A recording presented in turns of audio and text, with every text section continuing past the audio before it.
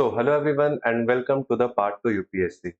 हम लोग फॉलो कर रहे थे हमारा कंप्लीट इकोनॉमी सीरीज और लास्ट चैप्टर में हमने देखा था बैंकिंग सेक्टर, किस तरीके से बैंक्स इवॉल्व हुए इंडिया में और कैसे वर्ल्ड वॉर वन के बाद सारे प्रेसिडेंसी बैंक्स को मर्ज कर दिया गया था इंपीरियल बैंक ऑफ इंडिया में।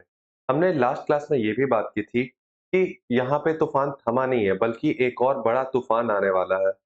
तो अब हम ये जानेंगे कि आखिर वो तूफान क्या था। And it was the great depression of 1929 to 1939। इन 10 सालों में पूरे वर्ल्ड इकोनॉमी में बहुत भयंकर बैंक फेलियर्स आए। हर एक जगह की इकोनॉमी ठप हो गई थी। सारे के सारे लोग अनएम्प्लॉयड हो गए थे और इन्फ्लेशन बहुत ज्यादा हाई हो चुका था।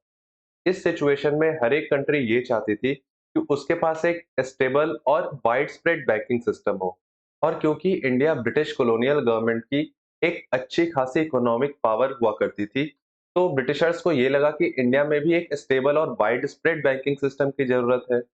और इसे दूर करने के लिए 1934 में ब्रिटिश गवर्नमेंट ने एक एक्ट पास किया। उस एक्ट का नाम था आरबीआई एक्ट 1934 और उसके तहत एस्टेब्लिशमेंट हुआ आरबीआई का इन इंडिया। जब आरबीआई एस्टेब्लिश हुई थी तो उस समय उसका हेडक्वार्टर कलकत्ता में था। इसे क्रिएट किया गया था as the central bank of India ताकि यहाँ के सारे मॉनेटरी और क्रेडिट सिस्टम्स को रेगुलेट किया जा सके। साथ ही साथ उसे पावर मिल गई थी कि वो करेंसी को भी रेगुलेट कर सकता है और इंडिया के जितने भी फॉरेन एक्सचेंज रिजर्व्स हैं उन्हें भी मैनेज करने का काम आरबीआई को सौंपा गया था। साथ ही साथ जब आरबीआई एस्टेब्लिश की गई थी तो उस समय वो जनरल पब्लिक से भी डिपॉजिट एक्सेप्ट करती थी, तो वो एज ए जनरल बैंक की तरह भी काम करती थी। मगर हमें एक बात नोटिस करनी होगी कि जब आरबीआई एस्टेब्लिश हुई थी वो पूरा का पूरा प्राइवेट शेयर होल्डर्स के द्वारा ओन किया जा रहा था। और ये फर्स्ट ऑफ इट्स काइंड है कि किसी भी कंट्री की सेंट्रल बैंक ओनली प्राइवेट है, जिसके सारे शेयर्स प्राइवेट प्लेयर्स के पास हैं। तो आखिर अब सवाल आता है कि ऐसा क्यों किया गया था? क्या था reason for the private ownership? तो इसके बेसिकली दो रीजन थे। एक तो फाइनेंशियल बर्डन और दूसरा trust of general public. Financial burden इसलिए क्योंकि अब 1929 के डिप्रेशन के बाद, द ग्रेट डिप्रेशन के बाद, गवर्नमेंट अब खुद के ऊपर ऐसा बर्डन नहीं लेना चाहती थी, रिस्पॉन्सिबिलिटी नहीं लेना चाहती थी कि वो सारे बैंकिंग ऑपरेशंस को खुद से हैंडल करे। और वो चाहती थी कि ये जो फाइनेंशियल बर्डन है वो प्राइवेट प्लेयर्स के पास ही रहे तो ज्यादा बढ़िया है। साथ ही साथ क्योंकि कॉलोनियल गवर्नमेंट के अगेंस्ट लोगों में बहुत ज्यादा रेजिस्टेंस था, तो ब्रिटिश गवर्नमेंट ये भी चाहती थी कि अगर ये प्राइवेट प्लेयर्स के पास रहेगी तो जनरल पब्लिक का एक ट्रस्ट रहेगा और जनरल पब्लिक ज्यादा से ज्यादा बैंकिंग सिस्टम का इस्तेमाल करेगी और अपने पैसे को डिपॉजिट भी करेगी। इस कारण से इसे प्राइवेट ही रखा गया था। अब आरबीआई एक्ट 1934 में यह भी कहा गया था कि आरबीआई को पब्लिक सेक्टर एंटिटी बना दी जाएगी, लेकिन कुछ समय के बाद। बट कुछ समय के बाद क्या हुआ? इंडिया आजाद हो गई और आजादी से जस्ट 10 साल पहले 1937 में इसका हेडक्वार्टर को बॉम्बे शिफ्ट कर दिया गया, जो कि अभी भी मुंबई में है। तो अब हम ये देखेंगे कि आजादी से पहले तो आरबीआई की एस्टेब्लिशमेंट हो गई थी। आजादी के बाद क्या-क्या हुआ उसमें चेंजेस? अब जैसे 1947 में भारत आजाद हुआ, उसके ठीक अगले साल ही 1948 में पार्लियामेंट एक बिल लेके आती है, reserve bank of India transfer to public ownership act. और इस एक्ट के तहत आरबीआई को नेशनलाइज कर दिया जाता है। तो हमें अगर प्रीलिम्स में क्वेश्चन पूछा जाता है कि आरबीआई कब नेशनलाइज्ड हुई थी, तो हमारा आंसर रहेगा 1949। एस्टैब्लिशमेंट का बात होगा तो 1935, बट हमारा नेशनलाइजेशन हो गया था उसका 1949 में। और नेशनलाइजेशन का मतलब क्या है कि इसके 100% स्टेक गवर्नमेंट ऑफ इंडिया के पास है। साथ ही साथ नेशनलाइजेशन होने के बाद इसने डिपॉजिट एक्सेप्ट करना बंद कर दी थी पब्लिक से। अब ये टोटली एक सेंट्रल बैंक का काम करती थी, सारे बैंक्स को रेगुलेट करने का। तो अब हम ये देखते हैं कि 1947 के बाद देश के बैंकिंग सेक्टर में क्या-क्या चेंजेस आए और उस समय क्या कंडीशंस हुआ करती थी।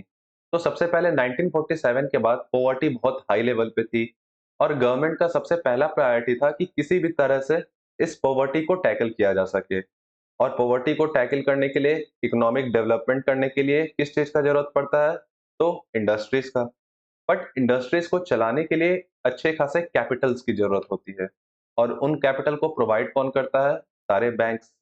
बट प्रॉब्लम हमारे पास ये थी कि उस समय हमारे पास सारे के सारे प्राइवेट सेक्टर बैंक थे और प्राइवेट सेक्टर बैंक रेडी नहीं हो रहे थे फाइनेंस करने के लिए इन प्रायोरिटी सेक्टर पे, क्योंकि प्राइवेट बैंक्स को ये डर था कि अगर वो प्रायोरिटी सेक्टर जैसे कि एग्रीकल्चर या फिर स्मॉल इंडस्ट्रीज इनमें अगर वो पैसा इन्वेस्ट करते हैं, तो हो सकता है कि उनको उनका पैसा वापस ना मिले। और वो बस उन्हीं सारे जगह पे पैसे इन्वेस्ट किया करते थे, जहाँ पे उन्हें श्योर शॉट पता हो कि उन्हें उनको प्रॉपर उनका इन्वेस्टमेंट वापस मिल जाएगा। तो इस कारण से हमारे यहाँ इंडस्ट्री ज़्यादा बन नहीं पा रही थी और ज़रूरत हुई थी कि certain degree of government control चाहिए ही चाहिए। और उस समय एक स्ट्रॉन्ग नेशनलाइज्ड बैंकिंग सिस्टम का भी ज़रूरत था हमें, ताकि हमारी बैंकिंग सर्विसेज रूरल और सेमी अर्बन एरियाज़ तक भी पहुँच जाएँ। क्योंकि उस समय सारे के सारे जो बैंक्स हुआ करते थे, वो बस मेन-मेन सिटीज़ में हुआ करती थी, मेजर सिटीज़ में हुआ करती थी। और it was also necessary to instill confidence in public for availing banking services। लोगों में ये कॉन्फिडेंस दिलाना बहुत जरूरी था कि लोग अपने पैसे को बैंक में जमा कर सकें, क्योंकि लोगों का प्राइवेट प्लेयर्स पे उतना भरोसा नहीं था कि कौन उनके पैसे लेके चल जाए। हालांकि जो ये नई सरकार बनी थी, गवर्नमेंट बनी थी, इस पे लोगों का पूरा ट्रस्ट था और लोगों को ये चाहिए था कि उनके पैसे सेफ रहें और वो कॉन्फिडेंस में आए तभी जाके वो बैंकिंग सर्विसेज का इस्तेमाल कर सकते थे। तो गवर्नमेंट को अब जरूरत थी कि एक strong nationalised banking system evolve हो इंडिया में भी। और हमेशा की तरह फिर इस समय हमें बचाने कौन आता है? आगे बढ़ने से पहले एक छोटी सी रिक्वेस्ट है कि अगर आपको ये वीडियोस अच्छी लग रही हैं तो इन्हें प्लीज लाइक और सब्सक्राइब करें और अपना सपोर्ट शो करें, क्योंकि 72.1% ऐसे व्यूअर्स हैं जिन्होंने सब्सक्राइब नहीं किया है। So please show your support and subscribe to this channel. The imperial bank of India. Imperial bank of India उस समय तक लार्जेस्ट बैंक ऑफ इंडिया बन चुका था विथ मोर देन 450 ब्रांचेस। और इसीलिए पार्लियामेंट ऑफ इंडिया ने एसबीआई एक्ट 1955 लेके आया, जिसके तहत इंपीरियल बैंक ऑफ इंडिया को नेशनलाइज कर दिया गया। तो अब हमारा नेक्स्ट क्वेश्चन हमें ये याद रखना है कि इंपीरियल बैंक को कब नेशनलाइज किया गया था? तो हमारा आंसर होगा 1955। अब इसके नेशनलाइजेशन होने के बाद यही बनता है हमारा स्टेट बैंक ऑफ इंडिया।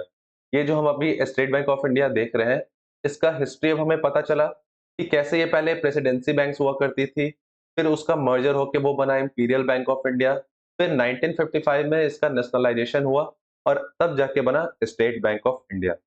और ये इंडिया का फर्स्ट पब्लिक सेक्टर बैंक बना। बट इतने बड़े देश में सिर्फ एक पब्लिक सेक्टर बैंक से तो काम चलेगा नहीं।